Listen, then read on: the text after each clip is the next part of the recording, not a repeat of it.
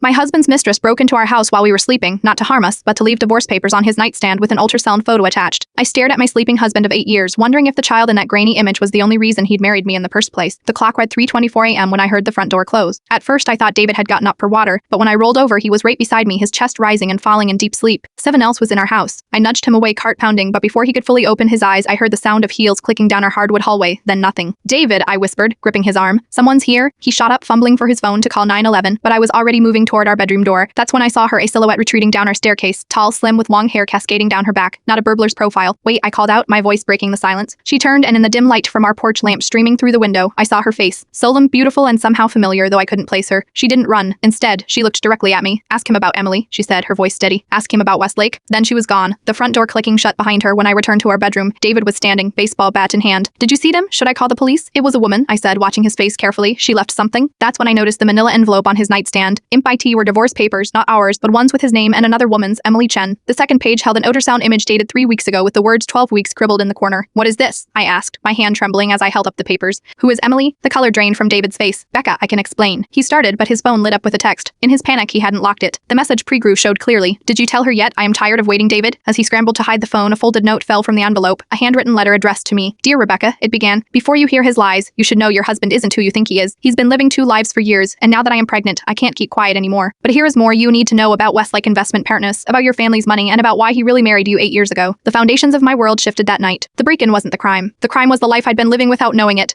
I met David Harmon at a charity gala for my father's foundation. I was 24, fresh out of my MBA program, and determined to prove myself before taking a position in our family business. He was 32, confident, with a smile that made everyone around him feel like they were in on a secret joke. His first words to me were, not particularly original, but the way he said it, like he'd been waiting all night to speak to me, made it feel special. That was David's gift. He made ordinary moments feel extraordinary. "I tried to warn you, my best friend," Leah said over coffee the morning after the break-in. 8 years later, her words from our early dating days came flooding back. "Remember," I said, "he seemed too perfect." "You never trusted him," I said, staring into my untouched Lutta. "Because he appeared out of nowhere," Leah insisted. "One day you were single, the next you were head over heels for this guy none of us knew who somehow had answers for everything." She wasn't wrong. David had explanations for every question. He was from Seattle, but moved east for business opportunities. His parents had died in a car accident when he was in college. He built his wealth through smart real estate investments after getting his start at a prestigious firm no one had heard of. When asked why there was so little about him online, he'd laugh and say, "I prefer privacy in a digital world." After the break-in, I spent hours searching our home while David was allegedly at an emergency work meeting. In the back of his closet, I found a locked briefcase I'd never seen before. It took me 30 minutes with a hairpin thanking God for my misspent youth picking locks with my brother before it clicked open. Inside was a second phone, a passport in his name with different travel stamps than his regular one, and a USB drive. The phone was password protected, but the USB drive wasn't. It contained photos, hundreds of them, of David with the woman from last night, Emily. In some, they were on beaches I didn't recognize. In others, at restaurants, laughing, kissing. The timestamp spanned our entire marriage, but it was the final folder that made my blood run cold. Westlake Investment Partners, Crawford Acquisition. My maiden name was Crawford. My father's company, the one I was now part running, was Crawford Industries. As I sat surrounded by evidence of my husband's deception, my phone buzzed with a text from David. "Working late tonight, don't wait up." I looked at our wedding photo on the dresser, me in white, him in charcoal gray, both of us radiating happiness, and remembered his first lie. It wasn't about his past or his business. It was when he said, "I've never felt this way about anyone before." The truth was, he'd been feeling that way about someone else all along. Finding Emily Chen wasn't difficult. The divorce papers had her address, an upscale apartment building downtown, just 15 minutes from our house. I sat in my car outside for an hour, rehearsing what I would say, how I would remain calm, dignified. None of it mattered once. She opened her door. "I wondered when you'd come," she said, stepping aside to let me in. Her apartment was Pennell's, expensive, with floor-to-ceiling windows overlooking the city, a glass house in the sky. "How long?"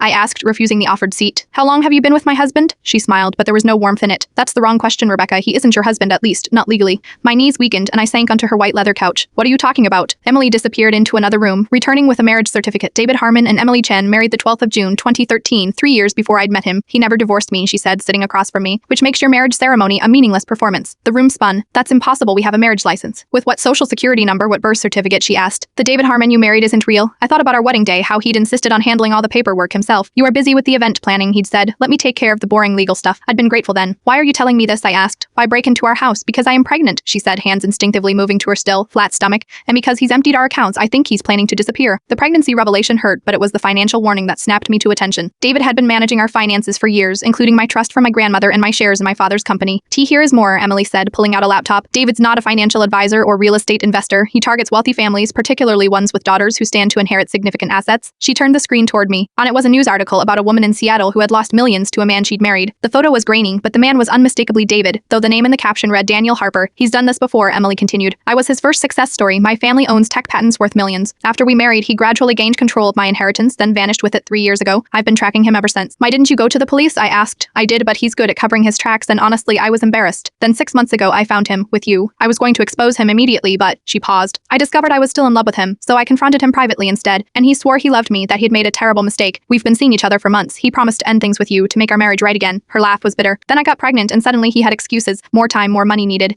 That's when I realized he was playing us both. I stood needing to move, to think, why should I believe you? This could all be lies from a jealous woman. Emily handed me a USB drive. Everything's here, bank transfers from your accounts to offshore holdings, communications with his real identity, even recordings of our conversations about you. She met my eyes. I am not asking you to trust me, Rebecca. I am asking you to verify it yourself. As I left her apartment, she called after me. He'll come home tonight with a story ready. He's had years to practice his lies. Remember that. The elevator doors closed on her words, but they followed me home, where I plugged in her USB drive and watched my marriage dissolve into a carefully orchestrated fraud. David came home just after midnight, carrying roses and wearing his apologetic face, the one with the slight furrow between his brows that I once found endearing. Becca, he started, setting the flowers on our kitchen counter. I'm so sorry about last night. I should have told you everything sooner. I sat at our dining table, Emily's evidence spread before me, but hidden beneath innocent cooking magazines. Told me what exactly? He sighed, loosening his tie. Emily is someone I was involved with years ago, before I met you. It ended badly, and she's never accepted it. He reached for my hand. She's been harassing me for months, threatening to destroy our marriage with lies. That ultrasound isn't mine. She's trying to trap me. The performance was flawless. If I hadn't spent the day verifying Emily's claims, I might have believed him. Bank statements showed regular transfers from my personal accounts to shell companies. Our mortgage, which I thought we paid off last year, was still active, the money diverted elsewhere. Most damning were the recordings. David's voice discussing the Crawford situation and how to accelerate access to my family's business holdings. You know, I said, sliding my hand from his, I always wondered why you pushed so hard to get involved with my father's business. I thought it was because you believed in me, wanted to support my career. I do believe in you. What about Westlake Investment Partners? I asked. His facial control was impressive, just a slight tightening around the eyes. Never heard of it. Interesting, I said, pulling out my phone and playing a recording, his voice clearly discussing Westlake's acquisition strategy for Crawford Idrishes. The warmth vanished from his eyes, replaced by cold calculation. He didn't bother denying it anymore. How much do you know? He asked. Enough to destroy you, I replied. Emily provided quite the education today. He laughed, a sound devoid of humor. You met with her, and you think she's telling the truth. She's unstable, Ike, dangerous. She showed me your marriage certificate, your real passport, the news articles about your previous victims. I leaned forward. Is any part of our relationship real? Or am I just another wealthy target? For a moment, something like regret crossed his face. It didn't start out real, he admitted. What I feel for you now, save it. I cut him off. I've called my brother. He's on his way over. David glanced at his watch, then toward the stairs. I need to get something from the office. Your go bag, I asked. Why'd the emergency fund you've got hidden in the air vent? His jaw tightened. You don't understand what you are dealing with, Rebecca. This is bigger than just me. Enlighten me. I can't, he said, moving toward the door. But I am not the villain you think I am. My brother's headlight swept the driveway. That's exactly what a villain would say, I replied before my brother reached the door. David disappeared into the night, leaving behind the roses, his wedding ring, and a house full of lies I was only beginning to uncover. He's gone completely off grid, my brother Jackson said, hanging up with his contact at the bank. 3 days had passed since David's disappearance, and we've been working to secure what remained of my assets. His credit cards haven't been used, his phone is off, and the address on his driver's license doesn't exist. We sat in my father's study, surrounded by financial statements and legal documents. My parents had returned early from their European vacation, my father's face gray with fury and shame when he learned how thoroughly David had infiltrated both our family and our business.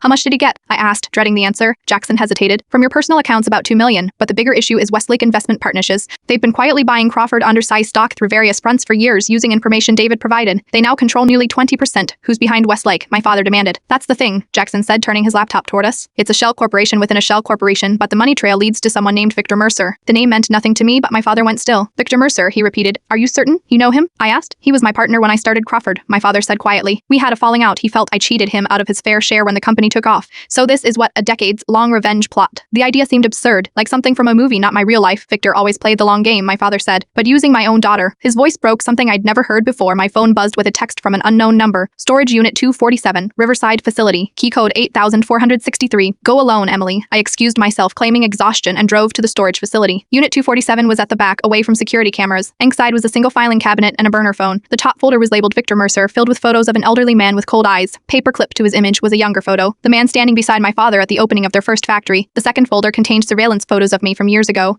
before I'd met David Utes, about my habits, my friends, my favorite places. I'd been a target from the beginning. The third folder held photos of Emily, similar surveillance shots, similar notes. We were just pawns to these men. The burner phone rang in my hand, making me jump. Did you find it? Emily's voice asked when I answered. Yes. Why are you helping me? Because David didn't just betray you, she said. He betrayed me first. Borscht, the baby, is his, but he doesn't know that Victor ordered him to get me pregnant years ago, to strengthen his hold on my family's company. The first pregnancy failed. This one took. The calculated cruelty stole my breath. What does Victor want? Control of Crawford Idrishes. Revenge on your father. David was supposed to marry you, father a child, then use both to pressure your family into selling, but we never had children. I said. And that's why David was running out of time. When he failed to get you pregnant, Victor ordered him to reconnect with me as backup. I thought of David's increasing pressure over the past year to start a family, his surprise romantic getaways that always coincided with my most fertile days, the vitamins he insisted I take. It had all been part of the plan. In the filing cabinet, bottom drawer, the combination is 5,529. Inside was a flash drive labeled insurance and a handwritten ledger of payments, millions flowing between Victor Mercer and David over the past decade. David kept records of everything, Emily explained. It's his protection against Victor, and now it's yours. Why would he leave this where you could find it? He didn't. I've been following him for months. He hid this last week after things between us fell apart. I think he was planning to vanish with the money he stole from both of us. As I drove home, clutching evidence of a conspiracy that had consumed a decade of my life, I realized I'd never truly known the man I'd married. But for the first time since the break-in, I felt something beyond betrayal and hurt. I felt power. I found David at our lake house a week later. The remote property purchased in my name, but renovated to his tastes, had been his suggestion 3 years ago. A place to escape, he'd called it. I should have asked what he was escaping from. He didn't seem surprised when I walked in. He sat on the deck overlooking the water, a glass of scotch in hand, my father's vintage bottle open beside him. I wondered if you'd figure it out, he said without turning. You left a trail, I replied, keeping my distance, maybe intentionally. That made him look up. What makes you say that? The storage unit. The evidence against Victor. Emily found it, but it feels like you wanted it found. He gestured to the chair across from him. When I remained standing, he shrugged. I underestimated both of you. Why? The question encompassed everything. Why me? Why this elaborate scheme? Why the betrayal? David swirled his drink, ice clinking against crystal. Originally, because Victor Mercer paid me to, I was nobody when he found me. A foster kid with a talent for numbers and lying. He molded me into exactly what I needed to be to get close to you. And Emily, same story, different family. His voice softened. But I made a mistake with Emily. I fell for her, actually fell in love. Victor saw it as weakness. He ordered me to disappear with her money, prove my loyalty. So you did, David nodded. Then he gave me the Crawford assignment. He finally met my eyes. I was supposed to be smarter this time, no emotional attachments. Clearly that worked out, I said bitterly. It did until it didn't. He set down his glass. I fell for you too, Aga. Differently than Emily, deeper. Save the performance, I snapped. I've seen the recordings, the plans for my family's company. I am not denying what I did, he said. But the past year I've been trying to find a way out for both of us. By stealing $2 million